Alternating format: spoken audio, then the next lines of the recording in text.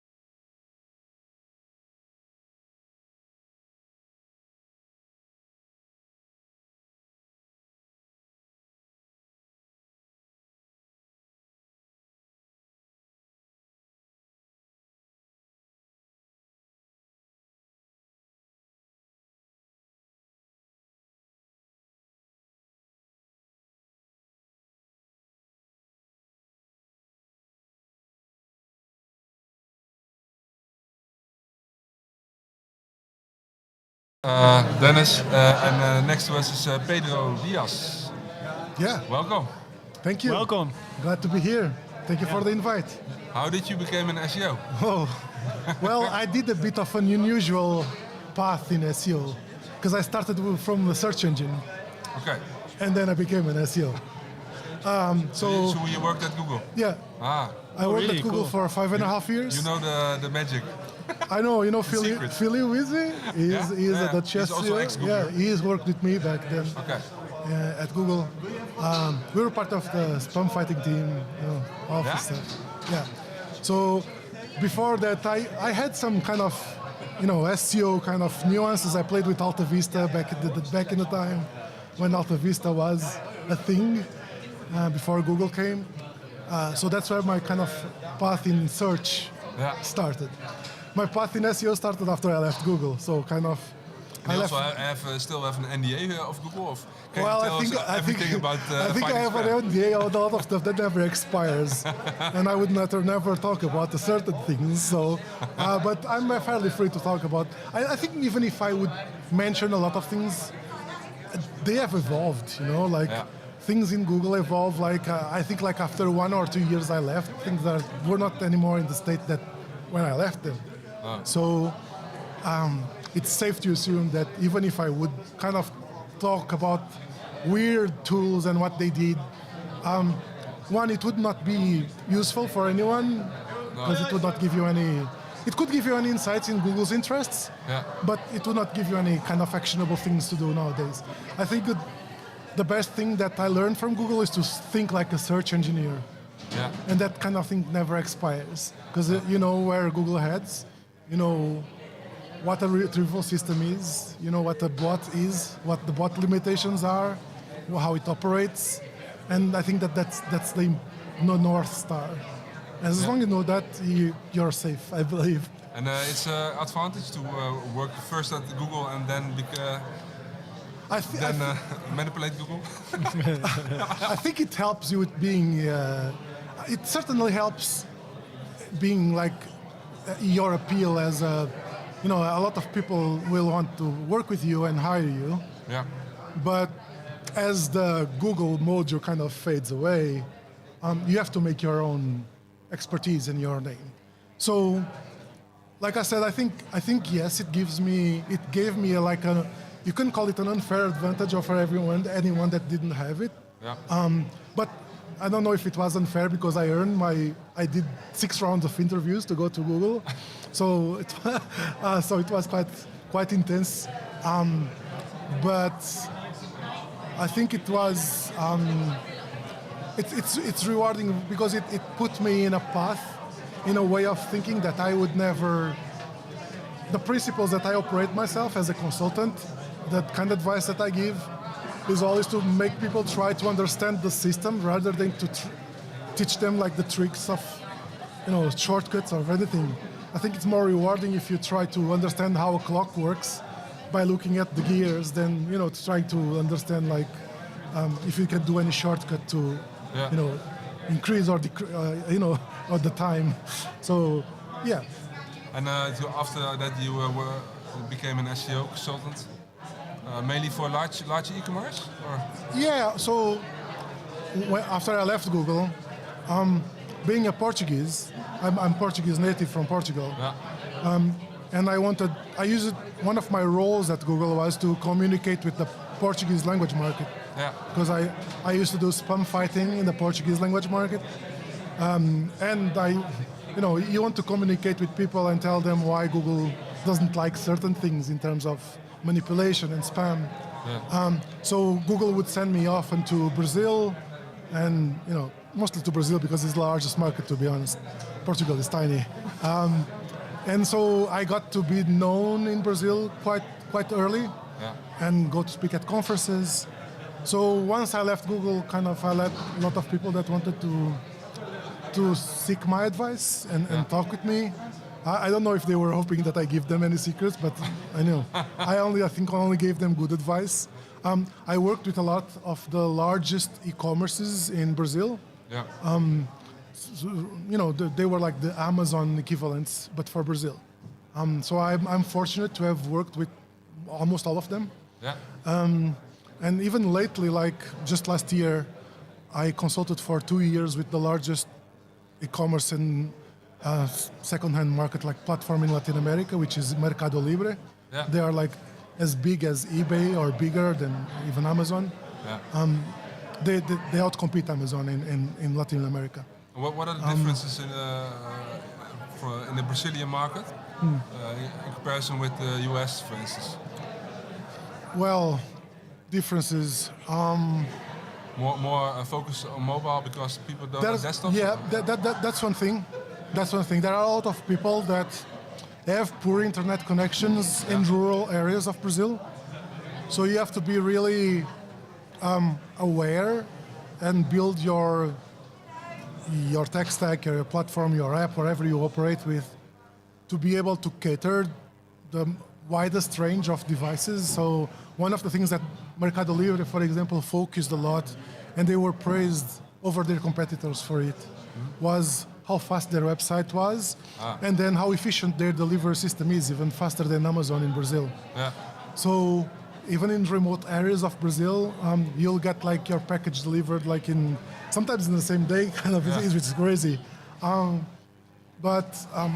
So this is one of the things. And then I don't know, because Brazil is so poor in some aspects, in some areas, like people have less mobility in terms of public transportation, so they tend to be more local. Yeah. So they will search for, I want to buy a car, but I don't want to go out of my city or even my state. I want to search for a car in my state. Hyper-local queries. Yeah, hyper-local. So that kind of is a nuance to the market. Yeah. And then people are very kind of keen on deals.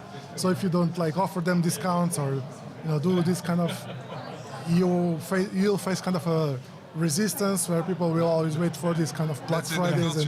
It's in their culture, bargaining and discount culture. So that's another thing. Nice, really interesting.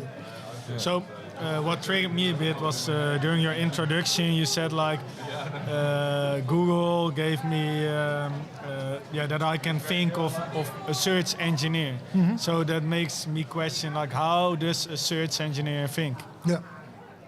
Can you maybe share that with us? So because people usually think about search as a monolithic thing, like there are websites, Google crawls my website, and then Google ranks my website and serves it.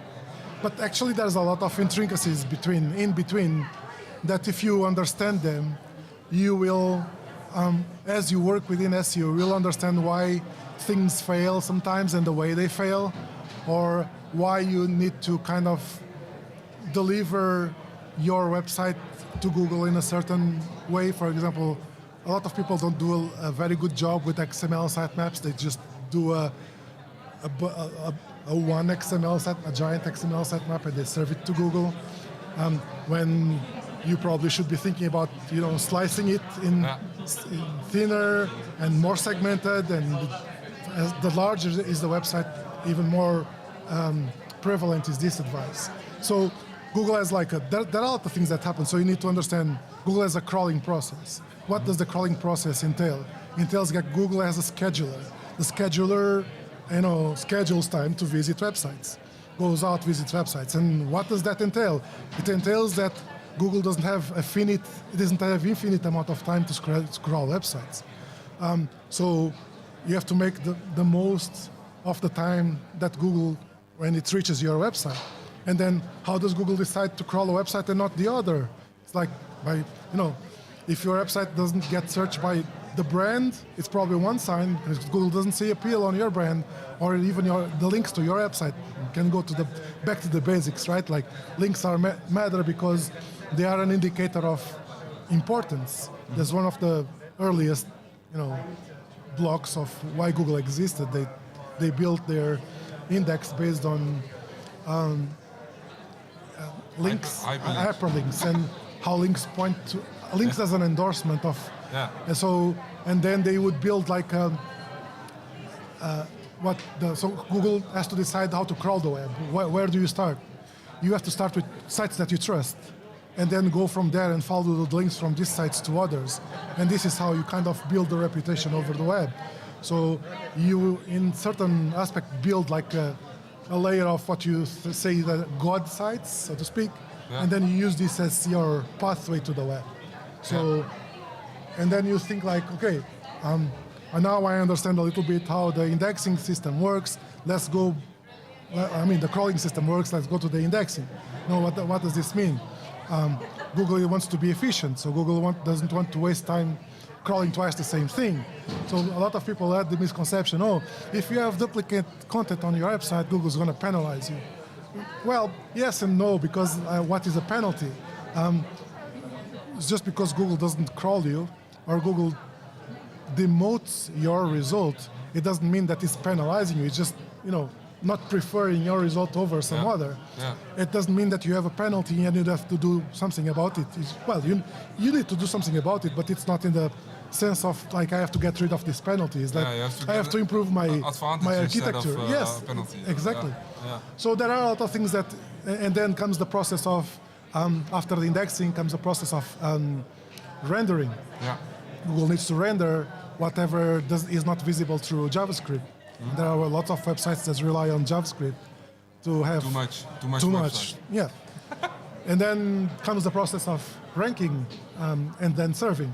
And during the process of ranking, a lot of things happen. Google has algorithms that kind of boost or push down results, and then that's where also penalties got in placed. Google doesn't have any penalized websites in the index. Penalties are applied at serving time. Yeah. So if your website is like penalized in Google for some reason, Google will always get it from the index first, but then will not serve it, or will kind of demote it after serving. Yeah. So once you understand all of this cadence, it kind of helps you understand why something must have happened on a website through its process, and why you are seeing certain fluctuations in traffic or not. So I think that's one of the things that helps me understand, and I keep reading nowadays even like about retrieval systems, because I think it's very important to understand those, mostly in the age of AIs and how data is ingested to train, and because AIs use two types of information retrieval. They use information retrieval to get data for the training corpus, and they use information retrieval to do the retrieval augmented generation, which is the process of grounding the result once the response is generated. Mm-hmm. So that's another bot that kind of retrieves.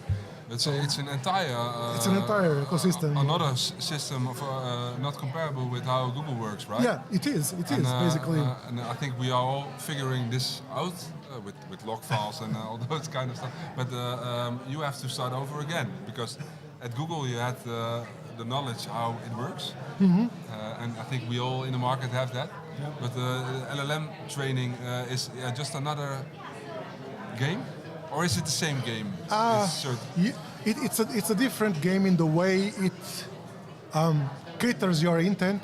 Yeah. Pretty much like I don't know if you remember when we had blogs and then social came along. Yeah. And then blogs died because of social. Yeah. And it's because like the way we consume information and our needs kind of were better met by social, but it didn't kill search, didn't kill the need for search. And I think to certain aspects will never die.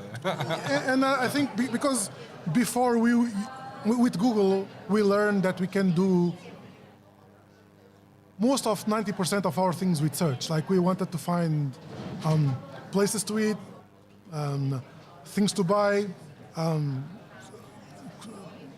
friends to chat with. Intentions, all the intentions were there in search Yeah. because there was the index. But once these standalone services started coming and placed themselves in their spots, they took a little bit of a slice from search. You can even say that nowadays, like Amazon, for example, 30% of the searches that have a purchase intent start in Amazon and not in Google anymore. Yeah. So that's a little bit of another slice that It's the same was with, stolen from with hotels Yeah. and flights. yeah, exactly. And, all those So principles. you can say that with LLMs and AI, we have this other slice, yet another slice of human need for information that we used to use search to get it, but now we have a better mechanism to get it. Does it kill search? I don't think so. No. But we will have this system that now, for example, I think it's a better illustration if I give an example. Like before, you have a problem in your TV, for example, and you have like a TV connected to a weird system that nobody has in the world, right?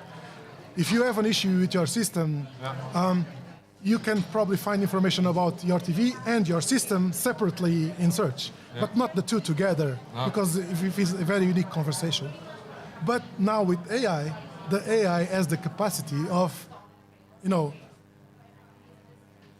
checking and learning from similar problems to yours that are not necessarily with the same system of devices, and then understanding in a dumb way of artificial intelligence the technical aspects of your two systems, and then applying this knowledge in generating something that's unique to you that doesn't exist anywhere else. And so I think this is where LLMs are very powerful, because they fill your unique needs for a very specific and very granular thing. I fixed a lot of problems at home with that you AI. didn't have before. Like now you can even take a photo of something and say, help me fix this or learn this remote control. And it will tell you how that works. But then if you think about, okay, I understand that's the process of how it works, but what's the process of it, how it gathers information to become intelligent? It needs a crawler. It needs an information retrieval system, and that's what SEOs work with. Because we work with crawlers, and crawlers have their own limitations, which they still have nowadays. And then there are several types of crawlers that we were used to the crawlers that were the classic crawlers that just go and harvest and collect information. But now we also have the crawlers that go and do stuff on behalf of users. The so-called user-triggered crawlers, which are agents. So you ask your AI to do something for you, it can ground an answer and kind of generate this answer for you, because it fetches the information from a website, so to give you up-to-date information. But it also can kind of, go do a task for on your behalf. So this is another kind of crawler, of bot, that will have its own limitations, and will have to deal with servers and APIs and CDNs, and whatever the principles we have as SEO are still true for these mechanisms. I also thought about this, because we tend to focus on Google, on e-commerce, large e-commerce, on filtering, right? Yeah. Filters are the basic faceted navigation. Way of searching within a product listing. But right now, the agent, he doesn't apply the filter. It's just a P2P with a lot of stuff on it that he makes the decision about. Yeah. So we have to optimize for bots instead of optimize for the user. Yes, exactly. I mean, and optimizing for the bots, I see it as understanding what does the bot need to do, and make sure that it doesn't have any roadblocks in its path. Because, for example, we have a lot of user-triggered agents nowadays that you could say there have been several conversations about if these agents obey robots.txt or not, and some of them do not, but some of them do. And I've seen in cases where, for example, Grok obeys robots.txt. And what this means is that, for example, if you have a website like eBay or Amazon that has a search field where you would classically would block search from classical bots. Yeah. But now you want the user-triggered bot to be able to do a search. Yeah. So if you block the search from bots, it means that the user-triggered bot will not be able to use the search because it will be blocked. So in a sense, one of You the have to things make that I usually all things do, accessible, right? yeah, I usually unblock filters and search for user-triggered bots, but I keep it blocked for classic bots because you do not want index stuff randomly because someone just searched for some random stuff in a search field. Yeah. So, but those are the distinctive ways to understand how these two mechanisms operate, and how you open or close the doors for them in different ways. Nice. So I've a question. So you told a bit about some of the clients that you worked for in LATAM. Really big sites, millions, maybe even billions of URLs. How do you do SEO or AI SEO for sites that have such skill? You have to think about scale. You cannot go like and so this title has the wrong keyword on it. No? So what you usually do is like you'll have to have some kind of, or you have to set your way to have some kind of data collection in place that starts to harvest data and collect data in BigQuery or in Amazon Athena or these other systems that you can then use SQL language then to query results at scale. I was talking with Martin just now, I consulted with eBay for quite a while. eBay is one of the websites that I've seen that they have been collecting data since the 90s. And they have like a trove of log files from Google, from everything, and they can do comparison. Like if they want to do comparison like what happened 20 years ago, they can, because they have this historical data. Really nice. And they have then, a large data center to tell the story, right? Yeah, from log access files to queries to Google console, Search Console data dumped into SQL. And then you can use in-house built software to overlay data. I want to overlay, crawl data from log access on top of Google Search Console data, and then I can add like Google Analytics data even on top of it, and paint like a really complete scenario. So if you want to do something at scale, this is how you have to think first about data collection and what each data collection layer is gonna indicate towards a decision that you need to make, right? So, for example, nowadays people are talking about looking at log files because of LLMs, but that comes from a need that LLMs are opaque and nobody is giving you, what are the people searching in this LLM? You can only guess. Yeah. And the best place to guess is look at your log files and see what are the bot hits from these LLMs on my URLs. Yeah. Or is it trying to guess any URLs that I do not have? Or is it hitting the URLs I do have? And then looking at this at scale, because looking at this on a very granular or daily basis means nothing, but trying to look for patterns, it's what is going to open your insights. Everything at scale is about patterns and looking at patterns. All right. Last question. Ready? What is your largest SEO fuck up in the past? Largest SEO Not at fuck Google, up. but after that. Largest SEO fuck up. Well, I don't know. I tried not to have any fuck ups, but I think my Should prepare you for this question. yeah. I think it's mostly from a business perspective. When you leave Google or a place like Google, your mindset is towards very much like doing the right things and the things properly instead of doing it dirty and then fixing it later. Yeah.